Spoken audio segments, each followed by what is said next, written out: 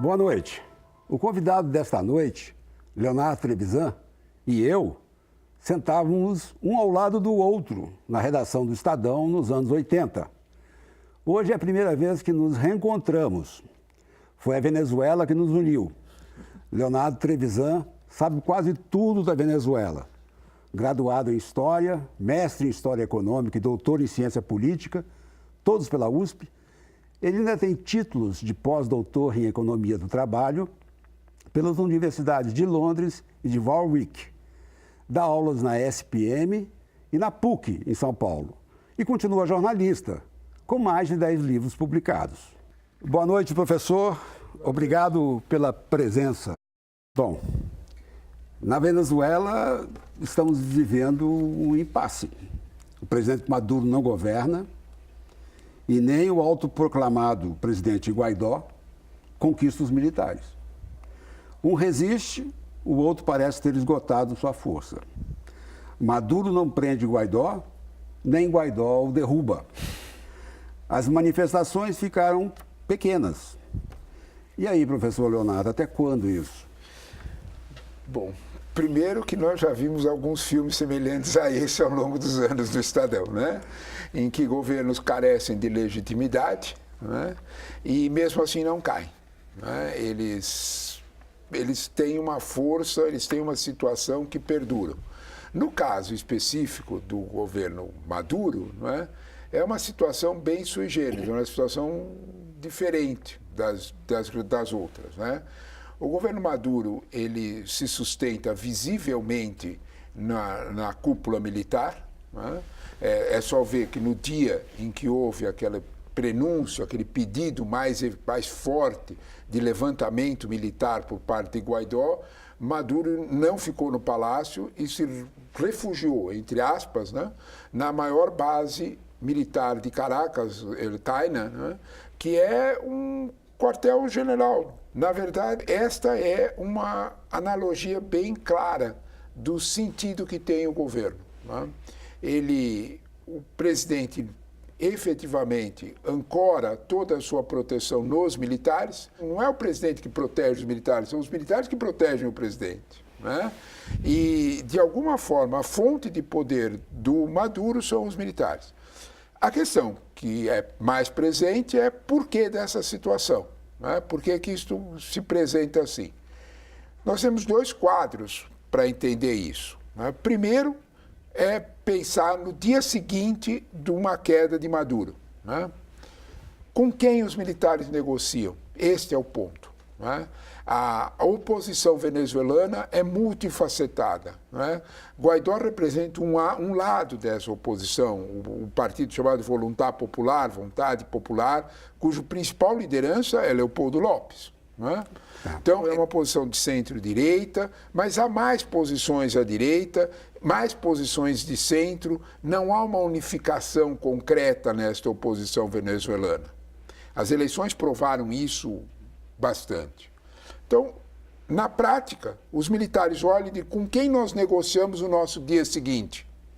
E a pergunta vem, por que eles precisam negociar? São dois lados. Ao longo, principalmente depois da morte de Chávez, em que o petróleo despencou de $140 o barril para $40 o barril, o que inviabilizou praticamente o contexto venezuelano, os negócios de importação. Por que é tão importante falar de importação? Porque a Venezuela não produz sequer 20% do que consome. A Venezuela é a clássica maldição do petróleo, né? Em que o petróleo ocupa todos os postos, a gasolina na Venezuela custa centavos de dólar, né? Algo inacreditável, e de alguma forma o petróleo ocupou todo o espaço, a economia não se diversificou. Eles importam tudo. O que na prática aconteceu ao longo de quando a crise, que o petróleo perdeu preço, os militares venezuelanos foram ocupando postos dentro do governo, especialmente os postos dos negócios de importação. Aí eu gostaria de lhe perguntar uma coisa. Se os militares estão divididos sobre com quem negociar... Com quem negociar? Não seria o caso de saber quem os anistiará? Porque eles estão suspeitos de Este é o ponto. Nós temos casos bastante graves, noticiados diariamente, bastante graves, de que dos 26 ministérios venezuelanos, 18 deles são ocupados por militares. Desde o começo do ano passado, de 2018, a própria PDVSA, que é a estatal do petróleo venezuelana, dona de todo o petróleo venezuelano, é dirigida por um general, General Manuel Quevedo, que nunca lidou com petróleo. Bom. Basta esses dados para você ver com quem os militares estão dizendo, como ficam os nossos negócios no novo governo. Mas o único que pode anistiar não é o Guaidó, com o respaldo americano? O problema do Guaidó é o seguinte, que é o que ele já disse várias vezes: eu só farei o governo de transição. Este é o detalhe mais grave para a discussão sobre o futuro da Venezuela. A Venezuela tem, no âmbito internacional, duas escolhas. Uma escolha é a do Grupo de Lima, que diz o seguinte: Maduro sai, o chavismo passa uma borracha no chavismo, ele desaparece e se faz eleições com o Guaidó organizando as eleições, em que todas as linhas políticas venezuelanas participam da eleição. Menos o Guaidó. O Guaidó é o homem da transição. Ele representa o Leopoldo Lopes. Ele é cria de Leopoldo Lopes. Na prática, seria Leopoldo Lopes que iria ocupar o cenário. Tá. Essa situação deixa um quadro que é curioso, simples e curioso. Não é? E o chavismo? Não é? Porque o chavismo tem força política. Nós não devemos subestimar esta realidade. Então nós temos o Grupo de Lima que diz: fora, apaga o chavismo e discutimos a Venezuela como se ela ficasse só com um lado. E nós temos o chamado Grupo de Contato, que é o Grupo de Montevideo, que tem o Uruguai e o México como dois países latino-americanos e praticamente todas as grandes democracias europeias. A Espanha, França, Alemanha e até a conservadora Inglaterra faz parte desse grupo, que diz o seguinte: não, deste jeito nós não vamos a lugar nenhum. Né? É verdade, né? Porque essa é uma situação tensa. Nós vamos ter que pensar em termos de fazer um processo de transição em que todas as forças venezuelanas, políticas venezuelanas, incluindo o chavismo, participem. Quando a gente olha para essa situação, a gente vê um pouco a solução dada pelo modelo colombiano, do lado da fronteira. Sim. Porque a Colômbia tinha um problema muito, entre duas aspas, semelhante. A Colômbia estava se despedaçando com o narcotráfico e com os paramilitares combatendo o narcotráfico, uma guerra civil de milhares de mortos. Qual foi a solução? Pegar os grupos guerrilheiros que estavam apoiados pelo narcotráfico, os mais sensatos, e dizer: participem do jogo político. Vocês estão anistiados. Vocês viram um partido político. Porque eles têm uma posição, eles têm uma ideia de Colômbia. Isso foi a única coisa que fez a paz andar. Eles entregaram as armas também. Entregaram as armas. Há um pequeno grupo que não entregou, a ELN, mas é uma situação... Que está na fronteira ali com a Venezuela. E que hoje é protegido pela Venezuela. Né? Faz ações vindos do território venezuelano. Na prática, essa solução mais política que é abraçada por países que não são ingênuos, Inglaterra, França, Alemanha, Espanha, que tem um contato muito forte, até pelo passado colonial, com o contexto venezuelano. O Lopes está na Embaixada O Lopes estava na Embaixada Espanhola por razões muito claras. O partido do Lopes tem uma cara daqueles ciudadanos espanhol. Né? De alguma forma, quando olhamos para esse quadro, essa solução fica mais presente. É preciso que você convença o jeito de pensar o mundo da diplomacia atual norte-americana, especialmente dos assessores norte-americanos, especialmente Joe Bolton. Né? Então eu quero perguntar uma coisa para você ligada à diplomacia americana. Porque a Casa Branca nomeou um assessor especial para a Venezuela em janeiro. Sim. É o controvertido Elliot Abrams. Ele mesmo. Celebrizado por um escândalo conhecido por Irã-Contra. É isso mesmo. No segundo governo Reagan, pelo qual ele foi até condenado, mas depois perdoado por George Bush. No escândalo, Abrams vendia armas para o Irã, secretamente, e mandava o dinheiro para o grupo nicaragüense Contras, Os Somozas. que queria derrubar o governo sandinista, que, aliás, está no poder ainda. Exatamente. Ele também instigou a guerra dos Estados Unidos contra o Iraque. Agora, com um diplomata tão criativo como esse, o que podemos esperar para a Venezuela? Rabino, você chama aí tantos anos, né?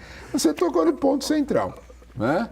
O ponto é esse, né? A diplomacia norte-americana é esse atual, vamos dizer dessa diplomacia norte-americana com muita cautela, não é? Tá.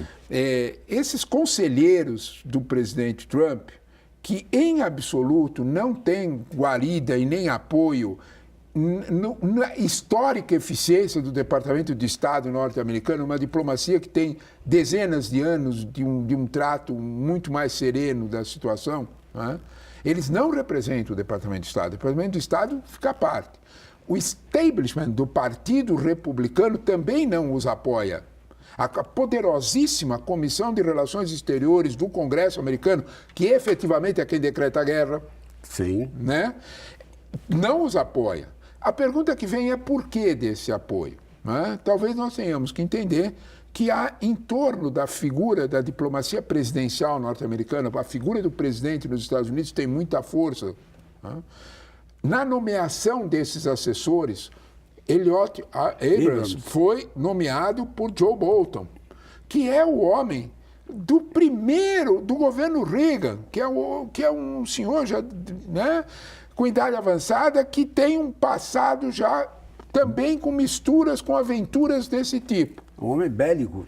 Bélico, a ponto do Trump, no último final de semana, fazer uma declaração bombástica pelo Twitter, né? O New York Times reproduziu na primeira página. Bolton quer me levar para uma guerra, mas ele não vai conseguir. A guerra que ele quer levar agora é contra o Irã. É o Irã, né? E ele já falou algo semelhante relativo à Venezuela, né? A situação na Venezuela é uma situação muito complexa. Por quê? A Venezuela é, na prática, o problema que menos a América Latina precisava ter, né? Que era os russos, é indiscutível, colocaram um tipo de armamento na Venezuela que desequilibra o poder na América Latina. Leonardo, eu queria falar sobre a Rússia, especialmente, mas vamos fazer um intervalo agora e na volta retomamos com a Rússia. O Olhar sobre o Mundo volta daqui a pouco com o professor e jornalista Leonardo Trevisan. Até já. O Olhar sobre o Mundo está de volta com o professor e jornalista Leonardo Trevisan. O assunto é Venezuela. E no primeiro bloco, nós paramos no momento em que os russos chegam à Venezuela. O Putin, ele achou um lugarzinho para ele no quintal dos Estados Unidos. É isso mesmo. Mandou para Cuba. E mandou para a Venezuela um grupo de observadores. Nós sabemos o que são esses observadores. Se um avião americano vier voando ostensivamente para Caracas, eles são capazes de derrubá-lo. Eles têm todas as condições para isso. Mas a Venezuela na Síria tem esse problema também. Na Síria, os russos montaram uma base naval, base aérea, e estão lá dando ordens. Na Venezuela é muito distante, também não é assim. Mas quanto Putin complicou Trump na Venezuela? Olha, a pergunta é exatamente esta, e a expressão tua é ótima. Quanto Putin complicou a vida do Trump na Venezuela, né? O Putin, primeiro de tudo, durante o período Chávez, ele fez 2 ou 3 acordos com o chavismo, né? Sempre com o petróleo a $140, né? Em que ele fez entregas de equipamentos militares para os venezuelanos que nenhum país latino-americano tem. Vamos ser precisos. Primeiro de tudo, há um desequilíbrio brutal em termos de defesa antiaérea, no caso venezuelano, que é a entrega dos mísseis S-300. Esses mísseis foram os que desequilibraram o jogo na Síria, né? Foi o que fez os Estados Unidos pararem para pensar sobre mandar um avião que custa 100, 150 milhões de dólares artilhado para ser derrubado por um míssil que custa $40 mil. E Israel passou a chegar só até a fronteira do Líbano e de lá disparar. Exatamente. Né? Os israelenses, de alguma forma, conhecem o efeito do S-300. Então, de algum modo, S-300 e S-400, que é mais desenvolvido ainda. Mas esse não é a questão do equipamento, é o sinal que ele representa.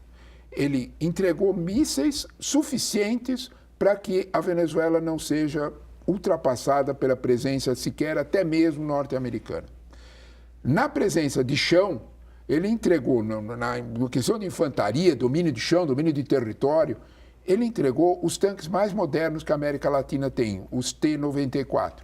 Não há nenhum país latino-americano com esse tipo de armamento para poder enfrentar esta geração de tanques. São tanques que foram os tanques que fizeram aquele passeio na Geórgia durante a Olimpíada de 2008. Foi. Né?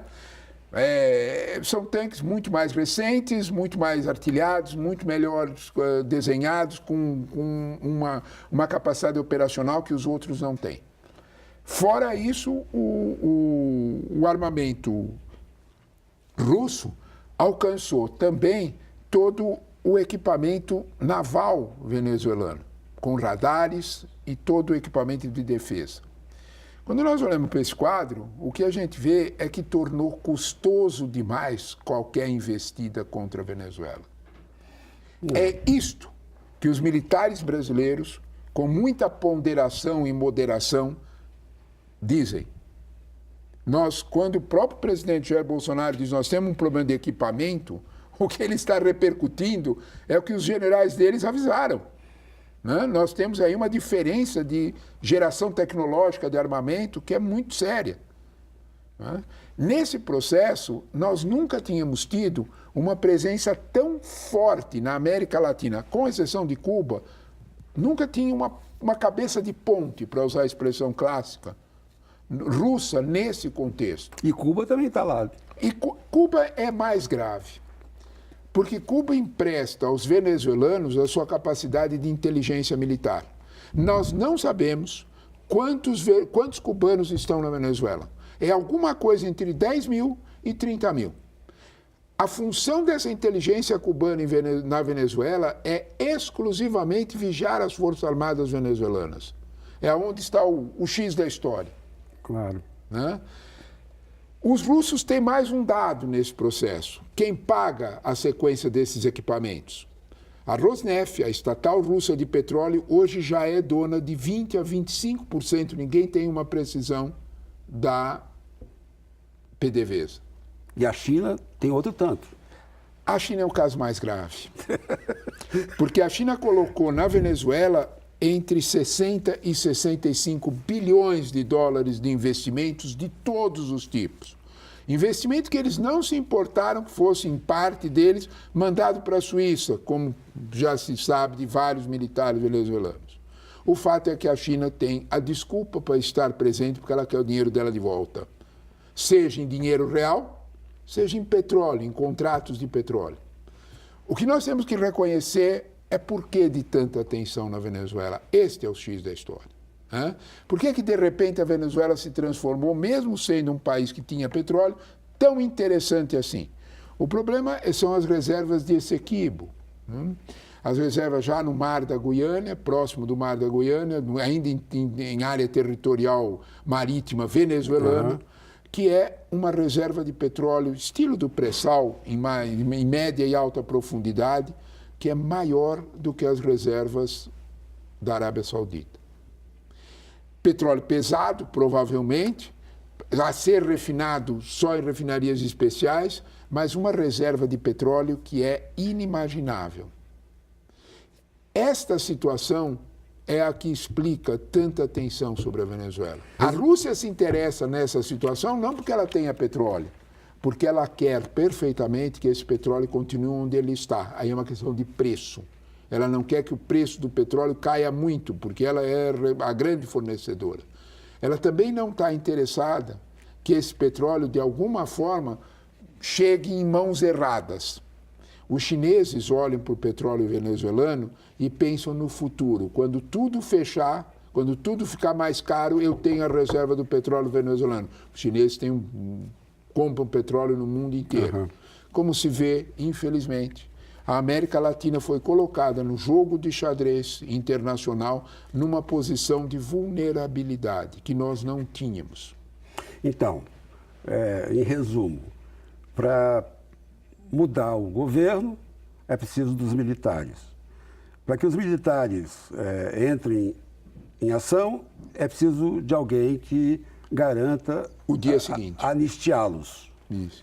Se o país sobreviver a uma nova eleição, quando ele tomar um rumo, ele vai ter dívidas pesadíssimas com a Rússia e também com a China. Claro. E eu acho que nem um plano Marshall poderia... Você antecipou a palavra exata que eu ia usar. O grupo de Montevidéu, o grupo das democracias europeias, olha para esse quadro, antevê esse quadro e diz o seguinte: nós deveremos colocar a Venezuela no âmbito que ela sempre foi, do nosso lado. Se nós não podemos competir militarmente, talvez valha a pena nós competirmos economicamente. E esse grupo já instou vários organismos internacionais, o FMI, por exemplo, tem estudos já prontos sobre como salvar a economia venezuelana, que custará bastante caro. Né? De início, no primeiro ano desse plano Marshall, chamado assim, exatamente com esse nome, ele vai ter um empréstimo imediato à Venezuela de 10 bilhões de dólares para repor a Venezuela num contexto mínimo de equilíbrio. A Venezuela, em 2013, no último ano Chaves, tinha 800 mil empresas, de todos os tipos, empresas pequenas, como qualquer país. A Venezuela é um país de 30 milhões de habitantes. Hoje ela tem menos de 200 mil. Na prática, como o país sofre uma inflação de 1.800.000%, que é inimaginável na nossa ordem, o equivalente geral da moeda desapareceu. Então o dólar tem que entrar ali para, de alguma forma, repor a ideia de moeda, quanto valem as coisas. O segundo passo desse processo é a reconstrução da infraestrutura venezuelana, que desapareceu ao longo por ausência de manutenção. A primeira delas é a infraestrutura do petróleo. A Venezuela, até 2013, na era Chaves, extraía entre 2,5 milhões a 2.800.000 barris dia de petróleo. Hoje, com muita dificuldade, extrai 1,1 milhão. Porque perdeu técnicos, porque perdeu estrutura de manutenção, porque perdeu tecnologia, enfim. Isso precisa ser reposto. O grupo de Montevidéu, o grupo de contato, o grupo das democracias europeias, prefere uma opção econômica e não uma opção militar. Porque nós, além dessa opção, nós temos talvez a tragédia maior. Você falou em Síria com toda a razão. Né? Hoje uma invasão na Venezuela é um custo inimaginável, por um motivo simples. Não se sabe quantas, mas há uma probabilidade entre 2 e 3 fábricas de Kalashnikov, o fuzil, para ser entregue nas milícias populares, que são aproximadamente 200 mil pessoas que estão envolvidas diretamente nos benefícios do governo. Esses que andam de motocicleta. Esses são as milícias, são piores ainda. Né? Mas esses são os coletivos. Né? São os coletivos, são grupos que estão conectados na ordem, nos benefícios de ser do governo, e que pegariam em armas, e que tem fábricas de armas lá. Então, transformaria aquilo num inferno bastante significativo. Memória do Vietnã. Né? Então, fora o território venezuelano, que não é igual ao colombiano. Você tem uma questão geográfica, selva, né? Que dificulta enormemente esse processo. Então, quando nós colocamos todos esses componentes, não há dúvida nenhuma que a serenidade do grupo de contato, a serenidade das diplomacias europeias, das democracias europeias, é mais eficiente nesse processo. Quanto vai custar trazermos de volta a Venezuela para o âmbito ocidental, para o âmbito não russo, não chinês. Não turco. Não turco, sem esquecer esse dado. Né? Porque há um outro detalhe aí, porque a Turquia quer participar do petróleo também. Né? Quando nós olhamos para Erdogan, quer participar desse processo também. Quando nós olhamos para esse quadro, ficaria mais barato nós temos. Agora, voltamos à história, né? Quem é que vai amarrar o guiso no gato? Né? Quem é que vai convencer os assessores norte-americanos, os assessores de segurança estilo Abrams, de que a realidade mudou no mundo e que o contexto da Guerra Fria não é mais o mesmo. Por isso que no começo eu disse que você sabia quase tudo da Venezuela. Porque só faltam suas respostas finais. Não. Isso olha, da Venezuela, melhor. Sobre a Venezuela, repete-se para sempre a frase eterna do Tom Jobim sobre o Brasil. O Brasil não é para principiante, a Venezuela também, vai devagar. Eu conheci uma Venezuela que se preocupava com mísseis. Sim. Preparava as misses, ganhava todos os concursos mundiais de beleza. Sim.